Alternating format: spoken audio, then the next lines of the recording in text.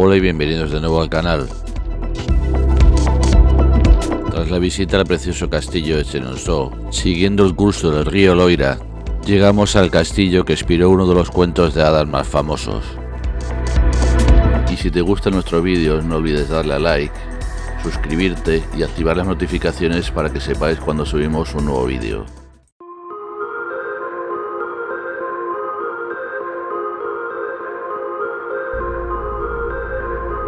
Seguimos nuestro recorrido por el Valle del Loira y después de la visita al precioso castillo de Chenonceau, una visita que desde luego recomendamos, abandonamos el río Ser y nos volvemos a acercar al río Loira, llegando al Château d'Ussé. La historia de este castillo comienza alrededor del año 1000, cuando el vikingo Elduin construyó una fortaleza de piedra y madera. Sobre esa fortaleza en el siglo XV se construye la estructura básica del castillo, y siendo propietaria la familia de Pinet, se construye la parte central del castillo y la capilla. En 1659 el nuevo propietario Bernard de Valentinet, interventor del rey Luis XIV, sigue ampliando el castillo, encargando el diseño de los jardines a André Lenotre, diseñador de los jardines de Versalles, demoliendo además parte del lado norte para abrir el castillo a las terrazas del jardín. Adquirido por la duquesa de Duras a principios del siglo XIX, a finales del mismo siglo pasó a manos del duque de Blacas, cuyos descendientes son los actuales propietarios, que en 1955 lo abrieron al turismo y que actualmente siguen viviendo en una parte del castillo.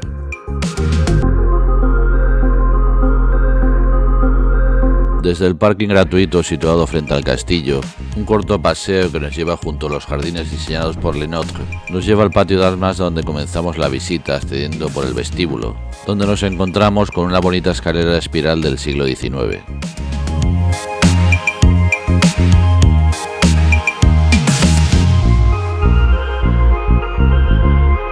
Continuamos la visita por el cuerpo de guardia llamado también el Salón de Mármol, llamado así porque en el siglo XVII el techo se pintó en falso mármol, dándole un aspecto espectacular.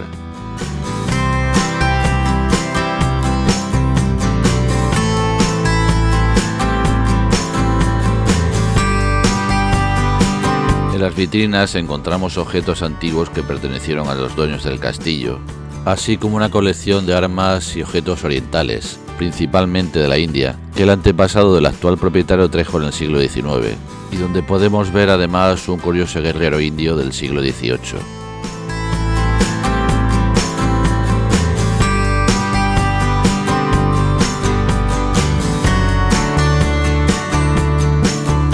Seguimos la visita y llegamos al gabinete oriental, que era un antiguo cuarto de baño, y donde encontramos mobiliario de Siria del siglo XIX con incrustaciones en nácar.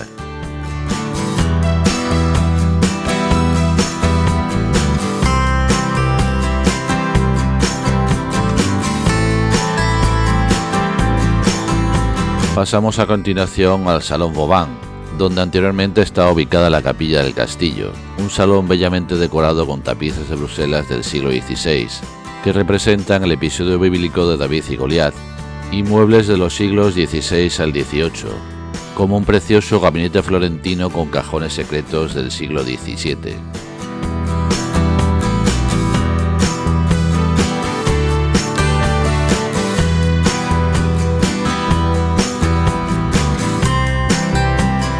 Nos dirigimos ahora a la sala pequeña, que es la parte más antigua del castillo, una sala abovedada y con tapices flamencos del siglo XVII que adornan las paredes,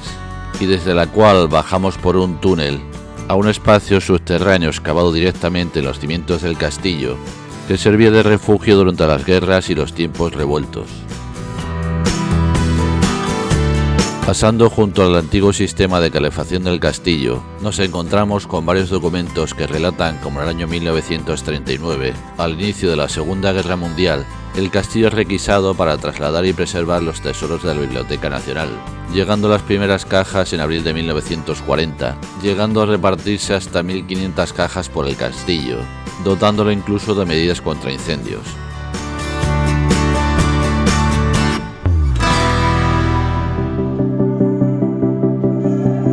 Subimos de nuevo a la superficie y llegamos a la gran galería, que antes de unir las salas este y oeste del castillo, era un pasadizo con hileras de arcos que daban al patio, y donde podemos admirar entre otros un busto de Luis XIV o los preciosos tapices de Bruselas del siglo XVIII que adornan las paredes.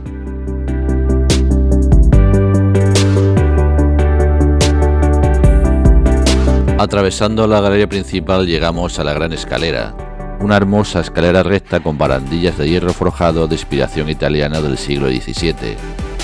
junto a la cual encontramos una silla de manos del siglo XVIII, un cañón del siglo XIX que sirvió para anunciar el nacimiento del actual duque de Blacas en 1943, o unas curiosas botas que servían para proteger al jinete contra los golpes y las inclemencias del tiempo, que se ponían sobre las propias botas y tenían un peso de 2 kilogramos cada una.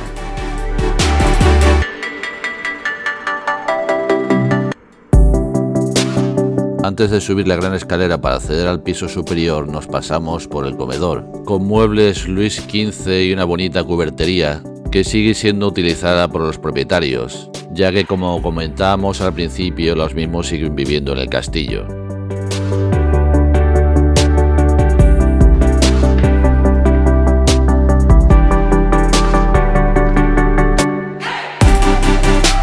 Subiendo la escalera principal nos encontramos la antecámara, construida en el siglo XVII cuando se acondicionaron los aposentos reales, bellamente decorada con muebles y pinturas de los siglos XVII y XVIII,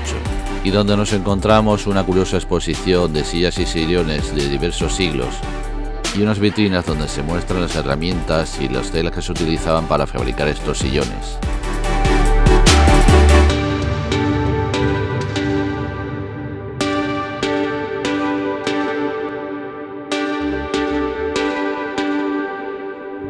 Desde la antecámara pasamos a la cámara del rey, en la que se alojó el rey Luis XIV, durante cuyo reinado algunos grandes castillos tuvieron que reservar aposentos para el monarca. Todos los muebles datan de 1770, presidiendo la cámara la cama en dosel, adornado con tejidos de seda de la época, con motivos de inspiración china muy de moda en aquel momento.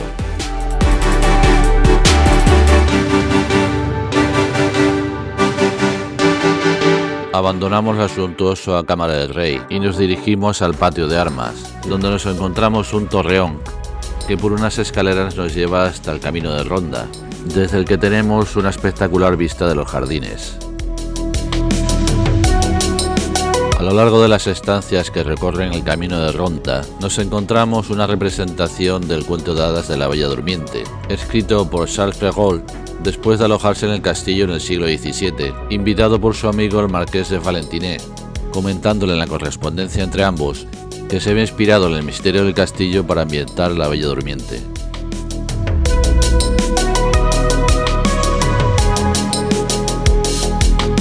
Finalizado nuestro recorrido por el cuento de la Bella Durmiente, salimos al exterior del castillo, donde nos encontramos la prisión, en la que un túnel nos lleva a una única celda, con una abertura en la pared para proporcionar un rayo de luz. Abandonamos tan tétrico lugar y, aprovechando que ha dejado de llover, disfrutamos de un paseo por los jardines.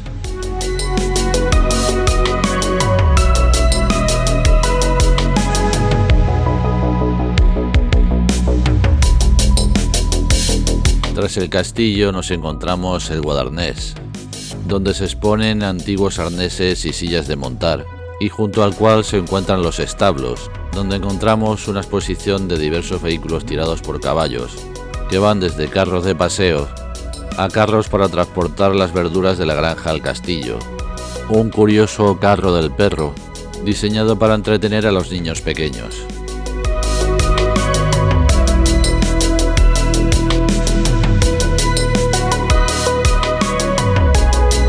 Siguiendo la visita llegamos a la capilla, construida entre 1530 y 1535 por mandato de la familia de Pinet, y cuyo tamaño indica el poder de la familia en la época. La capilla tiene una bonita fachada renacentista, en la que encontramos unos curiosos medallones grabados en la piedra, con escenas un tanto tétricas, testimonio de una época turbulenta, ya que la capilla se construyó al final de la Guerra de los 100 años.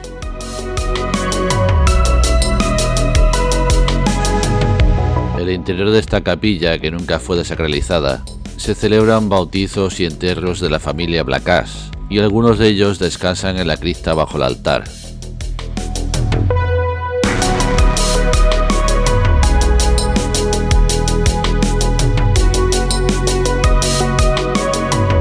Cerca de la capilla nos encontramos las galerías donde estaban las antiguas bodegas, excavadas en la roca en el siglo XIV, proporcionando unas condiciones ideales para la conservación del vino,